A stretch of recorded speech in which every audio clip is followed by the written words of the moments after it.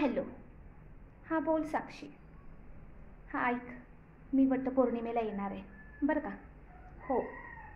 आणि हां, कोणती साडी घालणार आहेस वटपौर्णिमेला? हे तीच वय.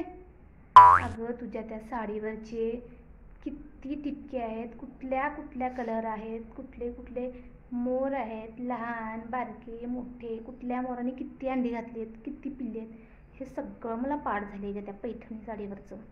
काय सारखं सारखं. हां राजू सोड. ऐक, मी फोन कशासाठी केला आहे ते, मी ऑनलाईन साडी मागवली काय, एवढी भारी मागवली आहे की नाही, शपथ. साडी घालून निसती तिथं वडाच्या झाडाकडे आले की बायका वडाला पूजायच्या वाटणीचं माझ्याच भोवतीने गोल गोल फिऱ्या मारतात की नाही, बघतच बस. हां. आणि हां, नथ घ्यायला जाऊया म्हटलेलं मी माझ्या नवऱ्याला.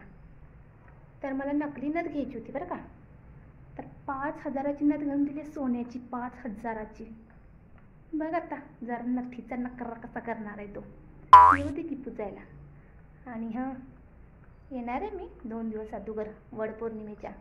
एक काम करायचं आहेस, फक्त जाऊन त्या पूजेला एक क्लू द्यायचा आहे, मी येते म्हणून. मला पण बघायचं आहे कुठे आणि काय तयारीत राहते त्या सगळ्याजणी. आणि येताना चांगला कॅमेरा घेऊन येणार बरं का. हां, शूट करायला सगळं व्हिडिओ काढणार, सगळं शूट करणार, मस्तपैकी गच्च भरून गॅलरी फोटो काढणार आहे. हां, तेवढं काम कर बरं का. मग तुला येताना मी काहीतरी घेऊन येईन नक्की, चांगली मोठी गोष्ट. हां, त्याच्यासाठीच तर येणार आहे मी, नाही तर दुसरं काही काम नव्हतं, त्याच्यासाठीच. जरा आपला गावात पण दरारा राहायला पाहिजे ना, नाहीतर आपली ही शेजारची आहे ती विसरतील ना मला. मग कुठं गेली, काय झालं, मुंबईला गेली, तिकडं गायब झाली का काय असं म्हणतील ना. वरचीवर येणार आहे मी माझा झलक दाखवायला. चालते. तर वडपौर्णिमेला तयारीत राहा. आत्ता नाही, आज संध्याकाळी जाऊन सांग तिला की मी येणार आहे म्हणून.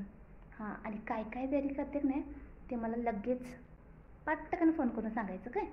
हां चल, मग भेटूया, येतेच लवकर. बाय.